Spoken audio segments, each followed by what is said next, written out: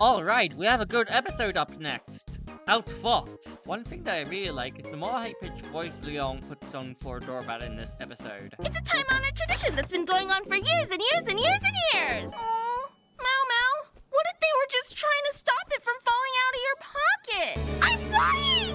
See, Mau, it works for me. You can tell that she's trying to sound more like a 5-year-old in this episode, unlike in previous episodes where she sounded... No! It can't end here! Off. Yeah, let's say that. Sure, it's kind of rough around the edges, but it still lays a solid foundation for the voice she puts on for the rest of the series, and the voice I associate with the character more. So this episode is about this bag of lies and his lackey setting up this holiday for Thanksgiving Day. Where on one special day of every year, the Sweetie Pies give them gifts.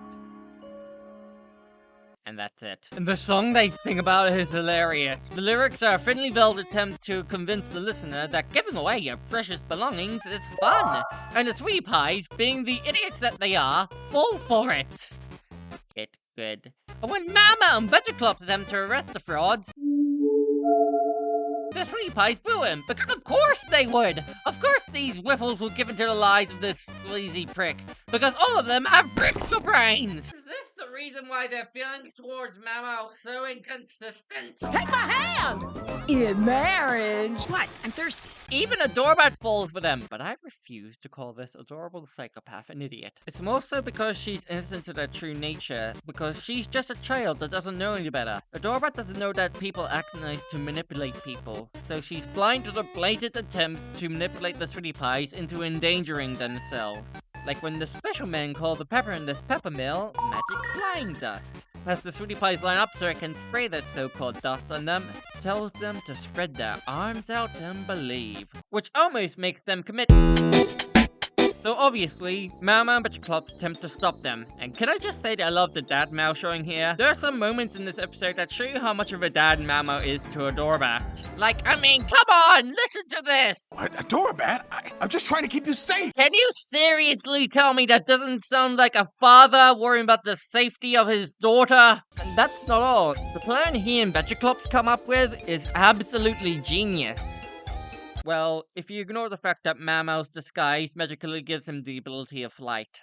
Makes the episode more memorable. Plus, I'll just make up the excuse that the suit's wings work similar to ones made out of flesh. So Mau writes a Dorbat a note alongside a map telling her to meet him at this location, where he then disguises himself as a Dorbat so he can go to the special men and get them to lure him into their place. And then Badgerclops switches places with Reg with Badgerclops disguised as Reg, and when Mau finally gets to the special men's lair, Mau, still disguised as a Dorbat, annoys a confession out of Rufus, and all these threads all build up to Dorbat overhearing the confession, finding out that the special men are manipulative losers. Did you get all that garbage?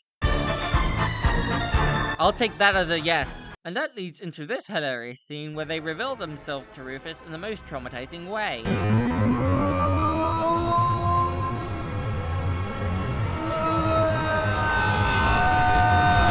After that, Mau and Badgerclops were about to arrest Reg and Rufus, and then a Dorbat absolutely folds the special men, absolutely demolished by this murder baby, and thrown into the... Oh, I can taste it! Getting all in my toes! A Dorbat finally learns that you shouldn't trust someone just because they're nice, and thus, wrapping up this really solid episode. Like, I don't think there's a single thing I dislike about this episode. Trying to look for one would give me a headache, so I'm putting it in S tier. Definitely one of the better comedic episodes of the series.